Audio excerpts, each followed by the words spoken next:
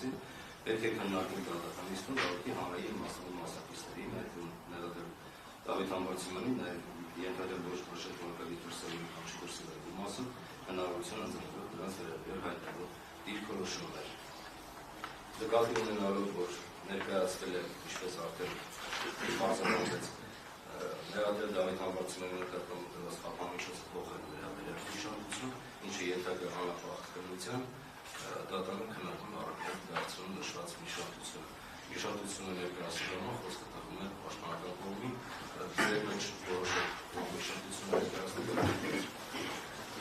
Պատվարժան դատարան գտնում ենք, որ Դավիթ Համբարձումյանի նկատմամբ կիրառված կարգի ենթակա անհապաղ վերացման հետևյալ հիմնավորումներով։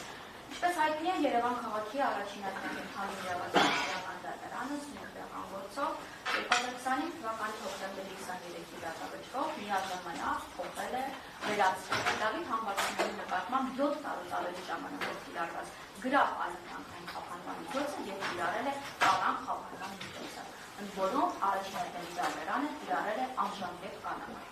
Առաջին ակնհայտ դատարանը անդրադառնալով պարոն Համբարձումյանի խափանման միջոցի փոփոխությանը մասնավորապես արձանագրել է հետևյալը. նկատի ունենալով այն հանգամանքը, որ Դավիթ Համբարձումյանի նկատմամբ կայացվել է մեղադրական դատավճիռ, որի շրջանակներում նշանակվել է ազատազրկում, որը Դավիթ Համբարձումյանը ըստ առաջին ակնհայտ դատարանի պետք է կրի, առաջին ակնհայտ դատարանը գտել է, որ մեծ է հավանականությունը, որ պարոն Համբարձումյանը կթաքնվի, այդ կերպ պատժի կրումից խուսափելով։ Սա է առաջին ակնհայտ դատարանի ըստ էության խափանման միջոցի վերաբերյալ ողջ պատճառաբանությունը։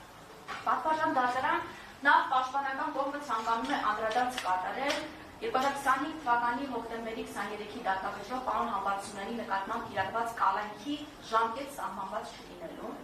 եւ պատվարժան դատարան ըստ էության նկատի ունենալով այն հանգամանքը, որ սույն դեպքում մասնավորապես առաջին ակնհայտ դատարանը չի ղեկավարվել քրեական դատապարտության օրենսգրքով սահմանված այն իրավանորմերով, որ դատական վարույթում կալանքը բացառապես ժամկետային պետք է լինի, պաշտպանական կողմի համար ենթադրելի է, որ ամենայն հավանականությամբ առաջին ակնհայտ դատարանը փորձել է հիմնվել Հայաստանի Հանրապետության Սահմանադրության 27-րդ հոդվածի առաջին մասի առաջին կետի հիմքի վրա, մասնավորապես այն դեպքում, երբ անձը դատապարտվել է իրավասու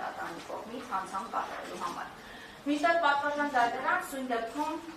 առկա են մի շարք առանցքային հանգամանքներ, որոնց փոխարինությամբ Դավիթ Համբարձումյանի կալանքը դարձվում է ոչ իրավաչափ եւ հետեւաբար հիմք ընդունելով քրեական դատավարության օրենսգրքի 18-րդ հոդվածի 3-րդ մասն առայն, որ դատարանը պետք է կալանքից ազատի յուրաքանչյուր անձի ով անհիմն ապօրինի զտվել է կալանքից, գտնում ենք, որ վերաքննիչ քրեական դատարանը պետք է ազատ արձակի Դավիթ Համբարձումյանին։ Անդրադառնանք Սահմանադրության 27-րդ հոդվածին, ինչ է հռչակում Սահմանադրության 27-րդ հոդվածի առաջին մասը։ Մասնավորապես նշված է հետևյալը.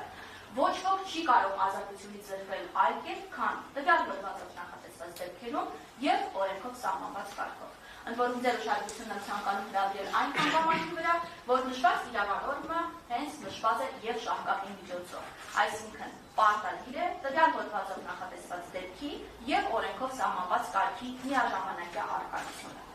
Պատվարժան վերաքննիչ դատարան ձեր ուշադրությունը ցանկանում եմ հրավիրել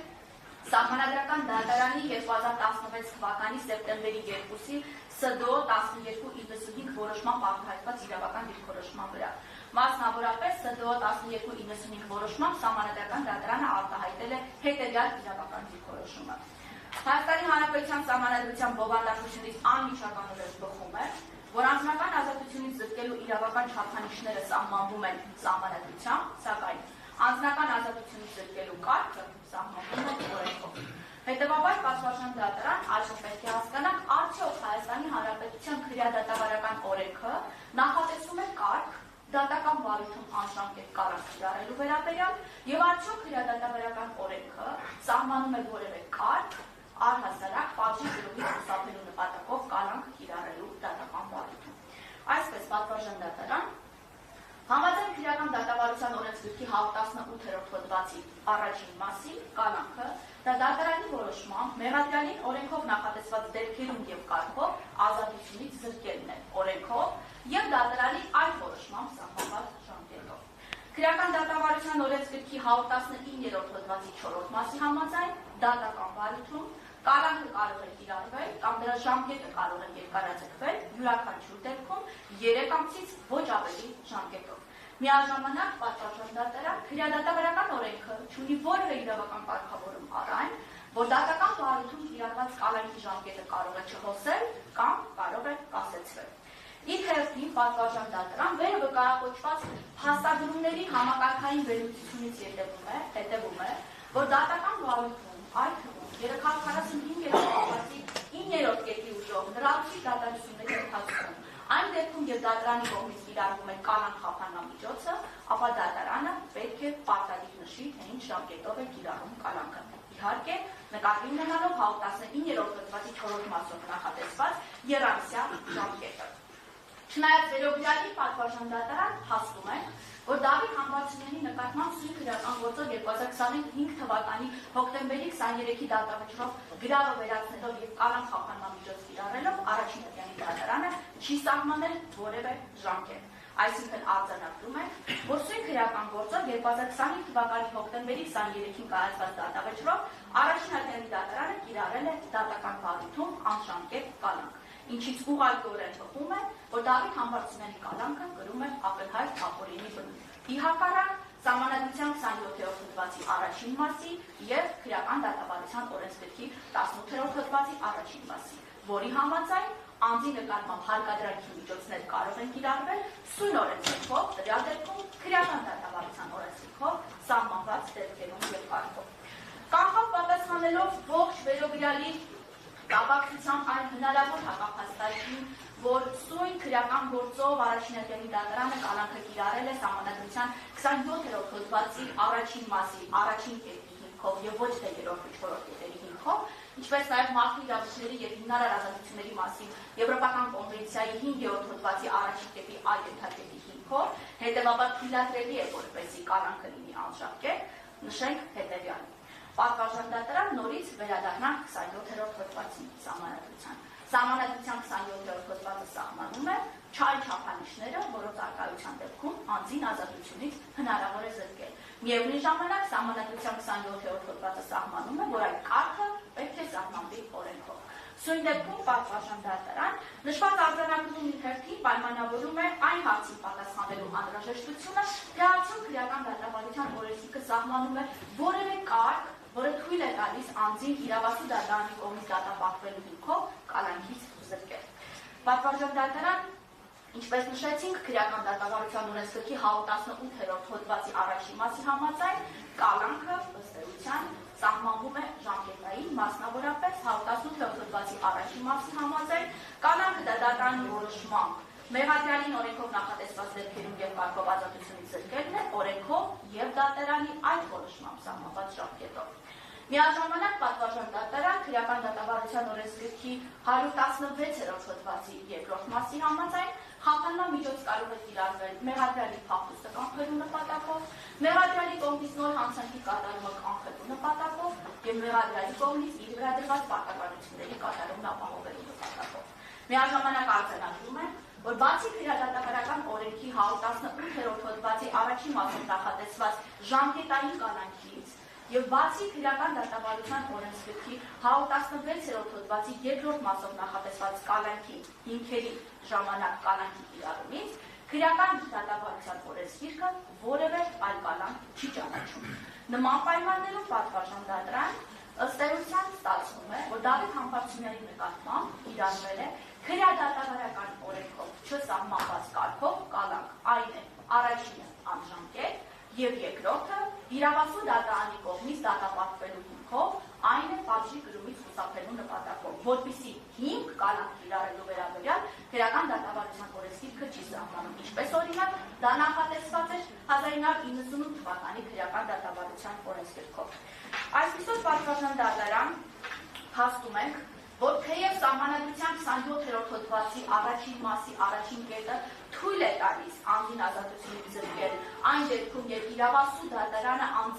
անձին մեղավոր է ճանաչել հանցանք կատարելու համար, սակայն միևնույն ժամանակ այնքանով, որքանով նույն հոդվածի առաջին մասը սահմանում է, որ օրենքով սահմանված կարգ պետք է լինի նման դեպքերի համար, գտնում ենք, որ քրեական դատավարության օրենսգիրքը չի ապահովում այնքանով, որքանով դատական վարույթում կալանքը կարող է լինել բացառապես ժամկետային եւ այնքանով, որքանով համաձայն քրեական դատավարության օրենսգրքի պատժի գրումից խուսափելու նպատակով կալանքի կիրառում ըստ քրեական դատավարության օրենսգրքի սահմանված չէ։ Պատվարժան դատարան, ինչպես հայտնի է, քրեական դատավարության օրենսգրքի 18-րդ հոդվածի առաջին մասի համաձայն հարկադրանքի միջոցները կարող են կիրառվել բացառապես քրեական դատավարության օրենսգրքով սահմանված հիմքերով եւ կարգով։ Այսպիսով պատվարժան դատարան արձանագրում է, որ ըստ էության կիրառվել է կալանք, որը քրեական դատավարության այնպիսի հիմքով եւ այն կարգով անժամկետ, որը քրեական դատավարության օրենսգիրքը չի սահմանում։ Անդրադառնալով այս կապակցությամբ մարդու իրավունքների եվրոպական դատարանի պրակտիկային նշենք հետևյալը։ Գնահատելով թե արդյոք կալանավորումն օրինական է, մարդու իրավունքների եվրոպական դատարանը նշել է, որ պետք է պարզի, թե արդյոք ներպետական օրենսդրությունը ինքնին համապատասխանում է կոնվենցիային, այդ թվում դրանում արտահայտված կամ ենթադրվող ընդհանուր սկզբունքներին։ Օրենքը ենթադրում է, որ եթե ազգային օրենքով թույլատրվում է ազատությունից զրկել, ապա դա պետք է լինի բավականաչափ մատչելի, ճշգրիտ եւ կանխատեսելի կամայականության կիրառման բոլոր ռիսկերից խուսափելու համար։ Եթե գործ ունենք ազատազրկման հետ, անհրաժեշտ է, որ ազգային օրենսդրությունը հստակ սահմանի կալանքի պայմանները։ Նշվածը նախատեսված է Դել Ռիո Պրադայի վերաբերյալ գործով նշված որոշման 125-րդ կետով։ Ինչ վերաբերում է պատվարժան դատարան այն հնարավոր մեկնաբանմանը, որ քրեական դատավարության օրենսգրքի 119-րդ հոդվածի 5-րդ մասով կարգավորվում է դատական բարույթում կալանքի ընդհանուր տևողությունը եւ սահմանվում է, որ այն չի կարող ավել լինել մեղադրյալի մեղսագրված հանցանքի համար նախատեսված պատժի առավելագույն չափից, ապա հարկ է նշել է, որ նշված նորմը ոչ թե ինքնուրույն պետք է մեկնաբանվի, այլ պետք է ենթարկվի օրենսգրքի մյուս նորմերի եւ մասնավորապես 119-րդ հոդվածի 4-րդ մասով նախատեսված իրավանորմի եւ համակարգային վերլուծության արդյունքում։ Ինչի արդյունքում բաց է դառնում, որ դատական բարույթում կալանքը կարող է կիրառվել կամ դրա ժամկետը կարող է երկարաձգվել յուրաքանչյուր դեպքում 3 ամսից ոչ ավելի ժամկետով, իսկ ընդհանուր առմամբ դրա տևողությունը չի կարող ավել լինել մեղադրյալի մեղսադրված հանցանքի համար նախատեսված պատժի առավելագույն չափից։ Պատվարժան դատարան քրեական դատավարության օրենսգրքի 18-րդ հոդվածի 3-րդ մասի համաձայն դատարանը դատախազը, քննիչը, հետաքննության մարմինը իրենց իրավասության սահմաններում պարտավոր են անհապաղ ազատ արձակել ազատությունից ապօրինի համանուն յուրաքանչյուր հարցին, որով սա անմիջականորեն գործող իրավանորմ է։ Քրեադատավարական օրենքի վերոյիշավ կարգավորման հաշվառմամբ պատասխանելով այն հնարավոր փաստարկին, որ սույն քրեական գործով 2025 թվականի հոկտեմբերի 23-ի դատավճռով Դավիթ Համբարձումյանի նկատմամբ կիրառված անժամկետ կալանքը վերաքննիչ քրեական դատարանը կարող է դարձնել ժամկետային կիրառելով օրենքի անալոգիա, ինչպես ղեկավարվելով մասնավորապես Արաշյալյանի դատաքննության համար կարգավորման ենթակա 316-րդ հոդվածի դրույթներով գտնում ենք, որ վերաքննիչ քրեական դատարանը չի կարող չունի լիազորություն անժամկետ կալանքը ժամկետային դարձնելու հետևյալ հիմնավորումներով։ Մասնավորապես նորմատիվ իրավական ակտերի մասին օրենքի 39-րդ հոդվածի 3-րդ մասի համաձայն օրենքի կամ իրավունքի անալոգիա չի կարող կիրառվել, եթե դրա արդյունքում սահմանափակվում են անձանց իրավունքները, ազատությունները եւ այլն։ Փաստացի ստացվում է պատվարժան դատարան, եթե վերաքննիչ քրեական դատարանը Դավիթ Համբարձումյանի նկատմամբ կիրառված անժամկետ կալանքը դարձնի ժամկետային, դրանով կսահմանափակվի, կարգելակվի Հայաստանի Հանրապետության Սահմանադրության 27-րդ հոդվածով հռչակված Դավիթ Համբարձումյանի ազատության իրավունքը։ Հետևաբար է նորմատիվ իրավական ակտերի մասին օրենքի 39-րդ հոդվածի 3-րդ մասի ուժով գտնում ենք, որ դա տեղի ունենալ չի կարող։ Ողջ վերաբերյալի ուժով պատվարժան դատարան գտնում են, որ Դավիթ Համբարձումյանի կալանքը կրում է ակնհայտ ապօրինի բնույթ, այնքանով, որքանով Դավիթ Համբարձումյանը Սահմանադրության 27-րդ հոդվածի առաջին մասին եւ քրեական դատավարության օրենսգրքի 18-րդ հոդվածի առաջին մասին հակառակ կալանք է կրում նախ անժամկետ, բացի այդ պատվարժան դատարան վերջինիս նկատմամբ կալանք է կիրառվել պատժի կրումից խուսափելու նպատակով, որպեսզի հիմք եւս քրեական դատավարության օրենսգիրքը չի նախատեսում։ Հետևաբար պատվարժան դատարան հիմք ընդունելով քրեական դատավարության օրենսգրքի 18-րդ հոդվածի 3-րդ մասը գտնում են, որ պարոն Համբարձումյանի նկատմամբ կիրառված կալանքը ենթակա է անհապաղ վերացման վերաքննիչ քրեական դատարանի կողմից։ Պատվարժան դատարան թեև մենք գտնում ենք, որ մեր կողմից մատնանշված հանգամանքների ուժով պարոն Համբարձումյանի նկատմամբ կիրառված կալանքը պետք է վերացվի հենց այդ պատճառաբանությամբ, այնուամենայնիվ անդրադառնանք շատ հակիրճ առաջին անգամի դատարանի այն դիրքորոշմանը, որ պատիժ նշանակելու հետ մեկտեղ մեծացել է հավանականությունը առ այն, որ պարոն Համբարձումյանը կթաքնվի այդ կերպ պատժի կրումից խուսափելու նպատակով։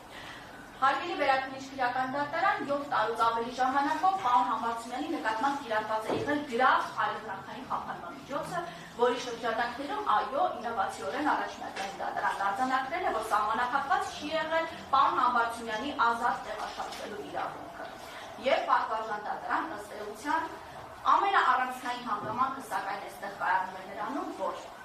2025 թվականի հոկտեմբերի 23-ին երբ հրապարակվեց դատավճիռը, պարոն Համբարձումյանը բացակայում էր Հայաստանի Հանրապետությունից։ Այստեղ իհարկե արձանագրենք, որ դատավճիռի հրապարակմանը ներկա գտնվելը անձի իրավունքն է եւ ոչ թե պարտականությունը։ Սակայն այստեղ առանցքային է այն հանգամանքը պատվարժան դատարան, որ պարոն Համբարձումյանը պաշտպանից տեղեկանալով դատավճիռով նշանակված պատժի մասնավորապես 6 տարի 3 ամիս ժամկետով ազատազրկման եւ կալանք կիրառելու վերաբերյալ անմիջապես պատվարժան դատարան եւ հայտարարությամբ հանդես եկավ